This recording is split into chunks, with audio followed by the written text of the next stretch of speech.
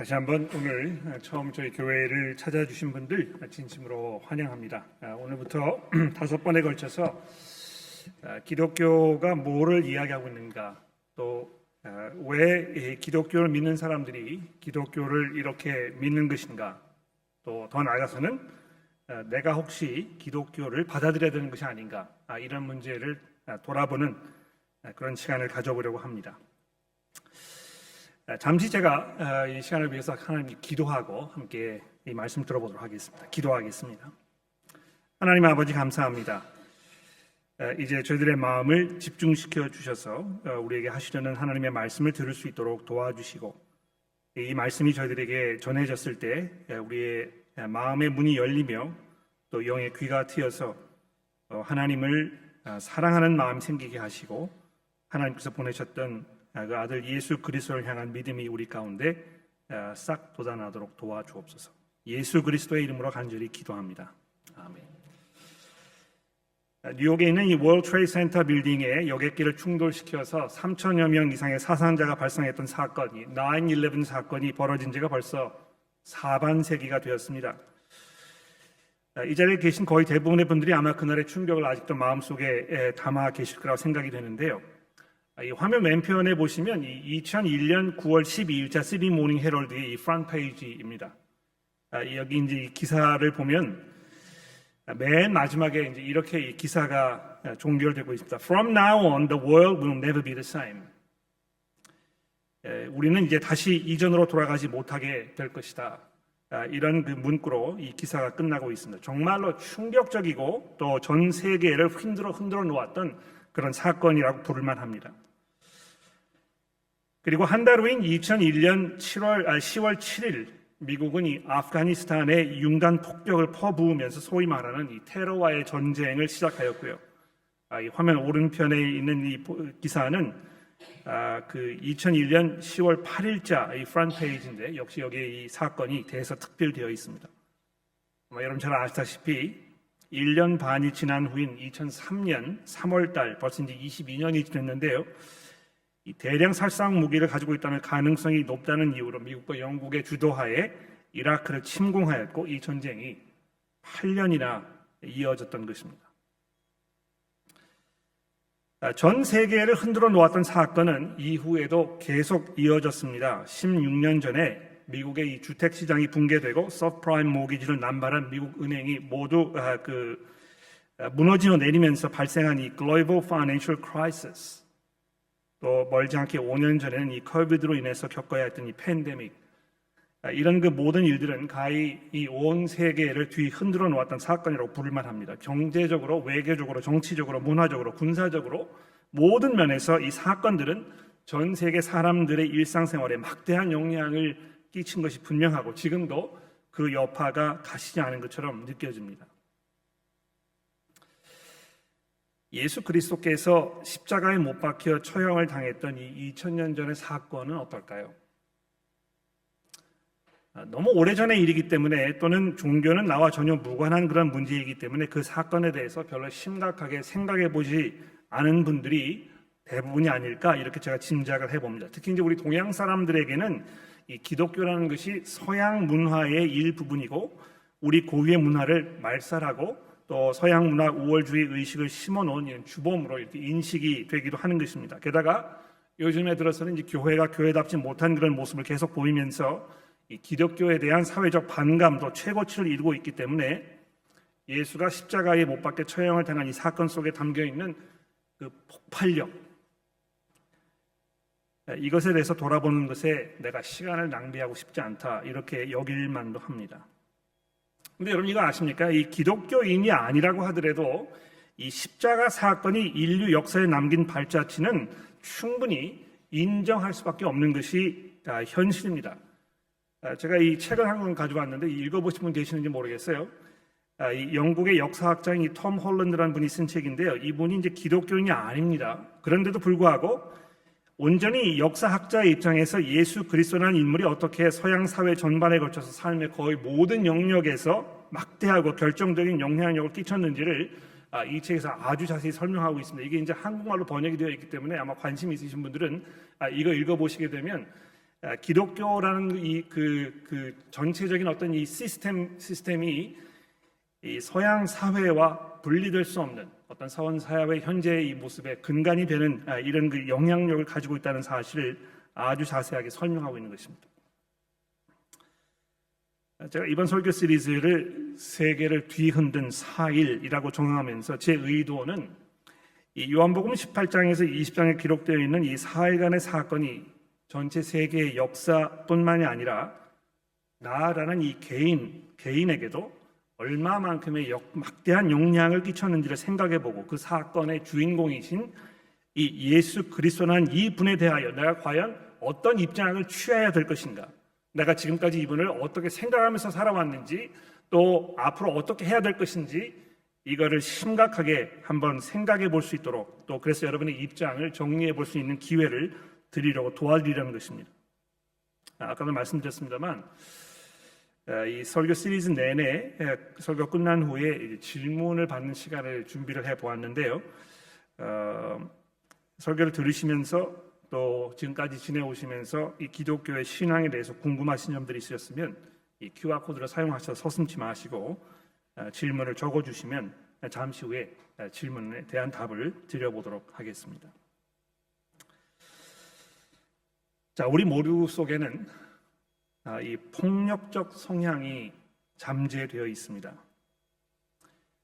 방금 전에 이 창세기 4장을 저희가 읽었는데요. 이 인류 조상 아담과 하와가 에덴 동산에서 하나님의 말씀을 거역함으로 낙원에서 추방을 당한 후에 그들에게 태어난 이 맏아들 가인이 동생 아벨을 시기심 때문에 살해하는 이 끔찍한 사건이 성경 맨 앞부분에 소개되고 있지 않습니까?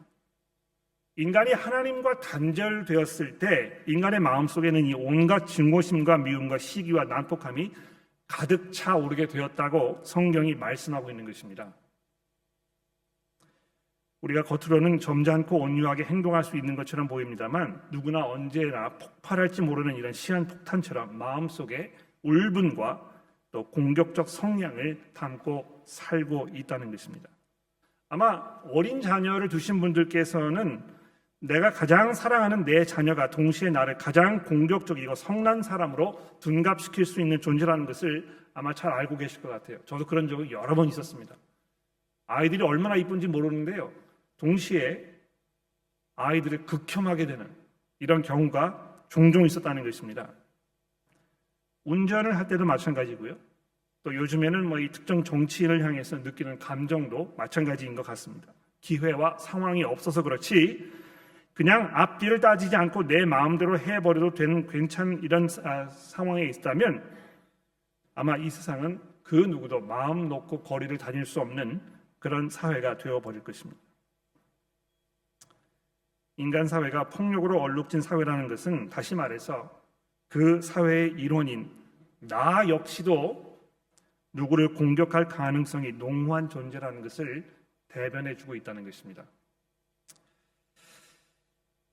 예수께서 이렇게 말씀하셨습니다. 나는 너희에게 이르노니 형제에게 노하는 자마다 심판을 받게 되고 형제에 대하여 바보라 하는 자는 공회에 잡혀가게 되고 미련한 놈이라 하는 자는 지옥불에 들어가게 되리라. 이 폭력이라는 것은 주먹을 휘두른 때만을 말하는 것이 아니고 마음속에 품고 있는 이 생각과 그 생각들이 말과 행동으로 나타나서 무력으로 또는 말로 또는 정신적으로 사람을 가해하는 모든 행위를 포함하는 것이라고 예수께서 우리에게 말씀하신 것을 돌아보게 되면 우리는 누구도 예외 없이 폭력적 성향을 안고 있을 뿐만이 아니고 그런 사람들로 구성된 이 세상은 지금도 쉴 새 없이 사람을 죽이고 죽이는 이 악몽을 반복적으로 저지르고 있는 것입니다. 제가 좋아하는 가수 중에 미국의 법 딜런이라는 가수가 있습니다. 2016년에 노벨 문학상을 수상하기도 했던 이런 사람인데요. 아마 이 시대적 상황을 아주 통렬한 시적 문구로 비판했던 아주 훌륭한 가수가 아닌가 이렇게 생각합니다. 이 사람이 1964년에 With God on Our Side라는 이 곡을 발표를 했는데요. 얼마 전에 제가 이 곡을 들으면서 이 설교 준비하는데 굉장히 도움이 많이 됐었습니다. 제가 이 영어로 가사를 좀 읽어볼 텐데 제가 이제 번역문을 아래에 적어놨으니까 아마 이렇게 따라오시면 좀 도움이 되실 겁니다. 한뭐 8, 9절 정도 되지만 전체를 다 할 수는 없고 거기서 몇 구절을 제가 발췌를 해서 읽어봐 보겠습니다. All the history book tells it, they tell it so well.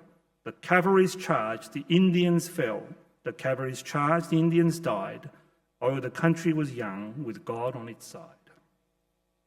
The Spanish-American War had its day, and the Civil War too was soon laid aside.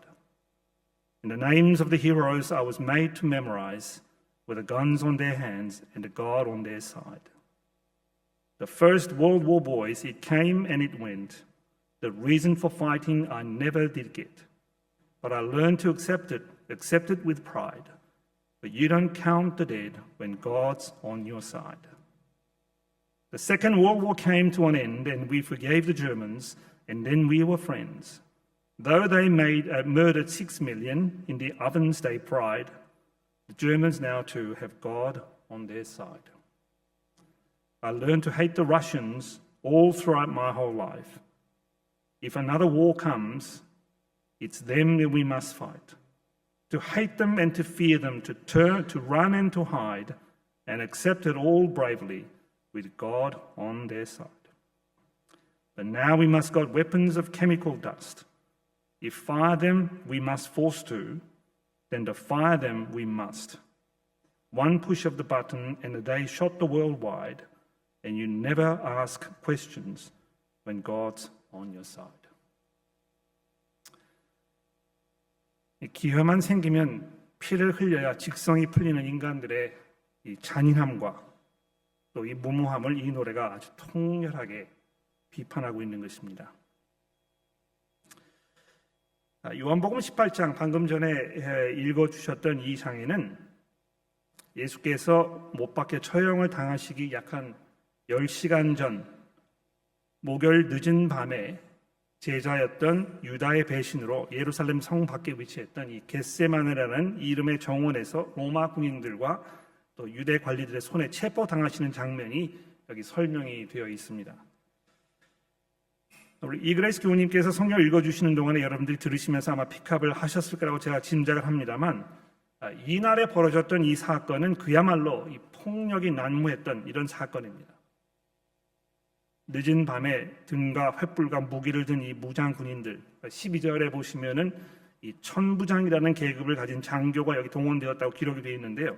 천부장은 이제 로마 군대에서 1000명의 병사를 통솔하는 장교였는데 이날 저녁에 뭐 이렇게 그렇게 많은 병사들이 동원되었는지 우리가 정확히 알 수 없습니다만 적어도 아주 상당수의 이 병사들이 몰려왔던 것 분명합니다. 아마도 강렬한 저항이 있을 것으로 예상했기 때문에 무력 진압이 불가피했다고 생각했기 때문이겠죠. 아닌 게 아니라 예수의 제자 중 하나였던 베드로가 칼을 뽑아서 휘둘러 가지고 그 자리에 있던 사람의 이 오른편 귀가 잘려나가는 일까지 벌어졌습니다. 유혈이 낭자했겠죠. 12절에 예수를 결박하여 끌고 갔다 이렇게 되어 있는데 그 장면이 얼마나 난폭했겠습니까? 저도 그 경찰이 범인을 체포해가지고 이 호송차에다 싣고 가는 장면을 직접 눈으로 목격한 적이 있는데요. 경찰관들을 위해서 우리가 기도해야 될 것입니다. 14절에는 가야바라는 이름을 가진 당대 대제사장이 예수에 대하여 내뱉은 말을 다시 기록하고 있는데 예수라는 이가 죽는 것이 나라를 위해서 좋은 일이라 이렇게 쏟아냈던 것입니다. 또 22절에 보시면 결박을 당한 채 취조를 받고 있던 예수님의 답이 마음에 들지 않는다고 곁에 서 있던 관리 중에 한 사람이 폭력을 행사하는 이런 일도 여기 설명이 되어 있습니다. 아주 오래전부터 예수를 암살하려고 계획했던 자들이고 마침내 자기의 뜻을 실행에 옮기게 되었으니 그 마음속에 아주 의기양양했을 것이고요. 마침내 이 차지한 이 승리에 도취되어서 아마 뿌듯함을 느끼고 있는 중이었을지도 모릅니다. 자기의 선생이었던 예수를 이 사람들의 손에 넘겨주기로 약속했던 가룟 유다를 한번 생각해 보십시오. 이 성난 무리를 앞장서서 이곳까지 인솔해 오면서 그의 마음속에 자신의 선생에 대한 얼마만큼의 증오심이 끌어오르고 있었겠습니까? 마치 인류 역사가 시작된 이후에 인간의 마음속에 전해져 내려온 이 난폭함이 이 밤에 그 자리에 모여있던 그 일을 계획하였던 이 모든 사람들의 마음을 통해서 한꺼번에 분출되는 것처럼 여기 이제 서술이 되어 있는 것입니다. 근데 우리가 집중해서 생각해 봐야 될 문제는요, 이들의 이런 난폭함이 무엇 때문에 생긴 것이고 어디로부터 온 것인가 하는 것입니다. 왜 이 사람들이 이렇게 예수를 증오했을까요? 요한복음을 처음부터 천천히 읽어 내려가다 보면 여러분 기독교가 무엇인지를 잘 이해하시려면 가장 좋은 방법은 성경을 펴서 직접 읽어보시는 것입니다. 근데 여러분 그런 경험이 있으셨는지 모르겠습니다만 제가 여러분에게 적극적으로 권해드리고 싶은 거는 주변에 있는 분에게 부탁을 하셔서 성경을 하나 구하셔가지고요, 직접 이 요한복음이라는 책을 처음부터 끝까지 한번 쭉 읽어보십시오. 읽어보시게 되면 아마 예전에 여러분께서 예수에 대해서 알지 못했던, 미처 생각해보지 못했던 아주 놀라운 사실들이 거기 기록되어 있는 것을 보시게 될 겁니다. 그런데 여기 이제 그 요한복음에 보면 왜 예수께서 이렇게 사람들에게 미움을 받으셨는지, 지금 많은 사람들이 예수님에 대해서 세대 4대 성인 중에 하나라고 이렇게 이야기하는데 왜 이분께서 이렇게 미움을 받으셔야 했는지에 대해서 아주 자세히 설명이 되어 있는 것입니다. 그 중에서 대표적인 구절 제가 하나를 소개해 드리겠습니다. 빛이 세상에 왔으되 사람들이 자기의 행위가 악함으로 빛보다 어두움을 더 사랑한 것이라. 악을 행하는 자마다 빛을 미워하여 빛으로 오지 아니하나니 이는 그 행위가 드러날까 함이요. 왜 세상 사람들이 예수님을 이토록 증오하고 이토록 미워하며 지금도 왜 이렇게 기독교를 미워하고 반감을 가지고 있는지에 대해서 요한복음이 이렇게 우리에게 설명해 주고 있는 것입니다. 이 사건은 다시 말해서 빛과 어두움의 싸움이었던 것입니다. 이 세상과 그 속에 속한 모든 사람들이 한 사람도 예외 없이 어둠을 사랑하였다고 말씀하고 있습니다. 여러분 이 장면을 보시면 아주 아이러니컬하지 않습니까? 어둠을 사랑했던 사람들이 그 밤에 어둠을 뚫고 빛으로 오신 분을 제압하기 위하여 횃불과 등불을 들고 무기를 들고 쳐들어오는 이런 장면이 여기에 설명이 되어 있습니다. 이들이 이렇게 할 수밖에 없었던 이유는 자기의 행위가 악하다는 것을 스스로 알고 있을 뿐만이 아니고 그것을 감추기 위해서 빛을 억누르고 제압하지 않으면 안 되겠다고 생각했기 때문에 그렇다는 것입니다. 이제 이 기독교를 잘 생각해 보셨을 때, 이 기독교라는 것은 그저 우리가 어떻게 잘 살 수 있는지, 인간으로서 어떻게 행복한 삶을 살 수 있는지, 내가 어떻게 복받는 삶을 살 수 있는 것인지, 이런 거를 우리에게 설명하는 어떤 그 삶의 지침서라 이렇게 생각을 하셨다면 아마 이런 부분을 읽으시면서 마음속에 굉장히 그 불쾌한 이런 마음 드실 것입니다. 예수께서는 아주 적나라하게 인간의 마음속에 깊이 자리하고 있는 하나님을 향한 증오심과 자기의 이 옳지 못한 이런 삶에 대한 그 수치심, 이런 것들을 적나라하게 지적하고 있다는 것입니다. 이런 면에서 예수께서 매우 도전적이시고 우리가 기독교의 신앙을 내가 받아들여 볼 것인가 말 것인가의 문제를 생각했을 때 가장 먼저 생각해야 될 것은 예수께서 말씀하시는 이런 그 인간에 대한 평가가 내가 동의할 만한 것인가? 내가 내 자신을 돌아보았을 때도 정말 이 요한복음이 설명하고 있는 것처럼 내가 빛 가운데로 들어오는 것보다는 어둠 속에 남아있는 것이 오히려 내가 더 편하게 느껴지는, 그리고 그렇게 될 수밖에 없는 그 이유는 내가 하나님 앞에 나아갔을 때에 내 삶의 이 추한 모습들이 드러나게 되고 내가 그것을 바꾸고 변화되지 않으면 안 될 것이라는 이런 그 필요성을 내가 느끼기 때문에 나는 차라리 그냥 계속해서 어둠에 남아있을 뿐만이 아니고 나의 추함을 드러내시려는 이 예수마저도 내가 배척해야 되지 않겠는가, 이런 마음을 품고 있는 게 아닌가 생각해 봐야 된다는 것입니다.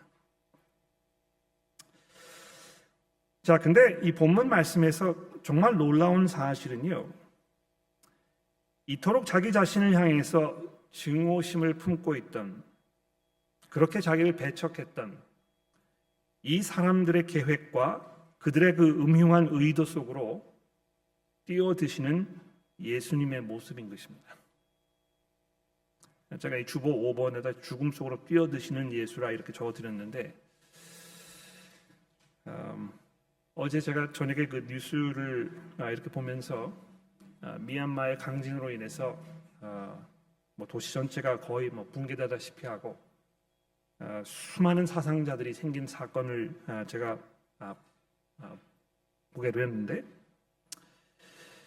거기에 이렇게 스쳐 지나가는 장면 중에 무너지는 그 빌딩을 향해서 달려 들어가는 여러 구조대원들의 모습이 이렇게 잠깐 비춰졌었습니다. 야, 이 사람들이 도대체 어떤 사명감을 가지고 있기에, 어떤 그 마음을 가지고 있기에 자기의 그 목숨이 이렇게 위험한 상황에 처할 것이라는 것을 분명히 알면서도 거기를 뛰어드는 것일까? 내가 그 자리에 있었다면 그렇게 할 수 있을까? 도대체 무슨 명분이 있길래 그렇게 하는 것일까? 약간 그 창피함이 들기도 했고요. 또 아마 모든 인간들이 다 저렇게 하지 않을, 도망가지 않을까? 이렇게 불길 속으로 뛰어드는 이 사람들은 보통 사람들이 아니고 아주 특별한 사람들이 아닐까? 이런 그 자기 스스로 위로를 해보았었습니다. 근데 이 본문 말씀에 보시면 예수께서는 아주 의도적으로 이 죽음을 피하지 않으시는 이런 모습을 우리가 보게 됩니다. 여기 그 1절에 보시면은 예수께서 제자들과 함께 기드론 시내 건너편으로 가셔서 그곳에 동산이 있는 곳에 들어가셨다 이렇게 되어 있는데요. 제가 화면에다가 그 그림을 하나 보여드리겠습니다. 그 예루살렘의 사진을 찍은 것인데 잘 보이시는지 모르겠는데요. 이 화면에 이제 왼편에 있는 것이 이제 그 예루살렘 성벽이고요. 그 아래 이제 계곡이 있고 거기 이제 길이 이렇게 나는 것처럼 보여 있는데 이것이 이제 그 기드론 시내라는 것입니다. 여기 이제 평소에는 그냥 길처럼 되어 있는데 우기가 되면 비가 많이 와가지고 이게 이제 그 시내로 바뀐다고 하는군요. 그리고 이제 건너편으로 이제 보시면 이제 감람산이라는 곳이 있는데 그 감람산 바로 옆에 아마 그 겟세마네 동산이 있었을 것이다 이렇게 이 사람들이 추측을 합니다. 제가 직접 여기 가본 적이 없기 때문에 제 눈으로 확인한 것은 아닙니다만 여러 사람들이 설명한 문구를 보게 되면 아마 이렇게 이 상황이 설명이 되어 있는 것 같습니다. 이 예루살렘 성벽에서부터 그 감람산까지가 아마 한 1.5km 정도 거리가 된다고 하니까 밤에 여기 이제 이게 건너갔으면 어두운 길에 상당한 시간이 걸리지 않았을까 생각이 됩니다. 아무도 지나가지 않는, 갈 필요가 없는 그런 곳이라는 것입니다. 동시에 예수께서 유다가 이곳을 잘 알고 있었다는 것까지 여기 설명이 되는 거 보게 되면 예수께서 의도적으로 거기를 가셔서 자기가 체포돼야 될 것을 미리 암시하시는 이런 모습이 보여지는 것입니다. 아닌 게 아니라 4절에 보시면 예수께서 당할 일을 다 아셨다. 이제 앞으로 어떤 일이 벌어질지에 대해서 이미 다 알고 계셨다. 이렇게 요한이 우리에게 설명을 해주고 있습니다. 뿐만이 아니고 11절에 보시면 예수께서 칼을 빼어서 이 저항하려는 베드로에게 꾸짖으면서 칼을 집에 꽂아 넣어라. 아버지께서 주신 잔을 내가 마셔야 되지 않겠느냐 이렇게 말씀하셨다는 것입니다. 여기 이제 그 잔이라는 이 말이 성경에서 아주 특별한 의미를 가지고 있는 것인데요. 보통 이 하나님의 어떤 그 진노, 하나님의 심판 이런 거를 말할 때 이 잔이라는 말로 성경이 자주 표현하고 있는데 예수께서 적어도 자기 마음속에 알고 계셨던 것은 지금 당하는 이 죽음, 이제 체포되셔서 10시간 정도 후면 자기가 십자가에 못 박혀서 처형을 당하게 될 것인데 바로 그것이 하나님께서 이 온 세상의 이 죄를 향하여 우리 마음속에 내재하고 있는 그 모든 온갖 미움과 증오심과 어두움을 사랑하는, 빛을 싫어하는, 그래서 하나님께서 보내셨던 예수 그리스도라는 이 사람을 차라리 죽여버리는 것이 낫겠다고 생각했던 이 인간의 무모함에 대한 그 심판의 하나님의 진노를 내가 마시겠다, 이렇게 설명하고 계신다는 것입니다. 공교롭게도 오늘 본문에 보시면 이 예수께서 당하셨던 이 십자가 사건의 그 의미와 그 결과, 이것을 예수를 체포하여 죽음으로 몰아가려고 했던 장본인 중에 하나이니 가야바라는 대제사장의 입을 통해서 우리에게 설명해 주고 있습니다. 14절에 보십시오. 가야바가 유대 사람들에게 예전에 이렇게 말했다는 것입니다. 이 예수라는 이 한 사람이 죽어버리는 것이 온 나라의 평화를 위해서 더 유익하겠다. 물론 가야바가 이렇게 이야기했던 것은 예수께서 폭동을 일으킬 가능성이 있을 것 같아서, 너무나 이 많은 논란을 일으키고 사람들이 예수에 대해서 부정적인 생각을 가지게 되고 그를 미워하게 되고 이렇게 하니까 이를 죽여버리는 게 차라리 낫겠다, 이렇게 생각을 해서 했겠습니다만, 가야바의 이 말 속에 예수께서 왜 십자가에 처형을 당하시도록 하나님께서 오래전부터 예정하셨었는지를 설명하고 있다는 것입니다. 한 사람이 모든 사람들을 대신하여 죽음을 당함으로 인해서 하나님의 진노가 풀어지는 그 엄청난 일이 벌어졌다는 것입니다. 인류가 시작된 이후에 지금까지 얼마나 많은 사람들이 서로를 향한 미움과 시기와 질투와 분쟁과 진노 속에서 목숨을 잃어갔습니다. 여러분과 저의 삶도 인간의 마음속에 자리하고 있는 그 악함으로 인해서 얼마나 많은 고통을 당하면서 지금 살고 있습니까?